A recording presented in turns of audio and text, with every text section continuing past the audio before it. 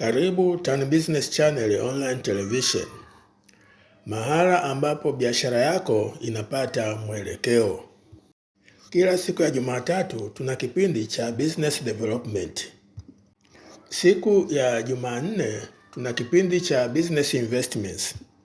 Jumatano ni siku ya kipindi cha Business Capital.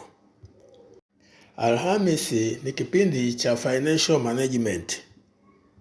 Na Ijumaa ni kipindi cha Sales and Marketing.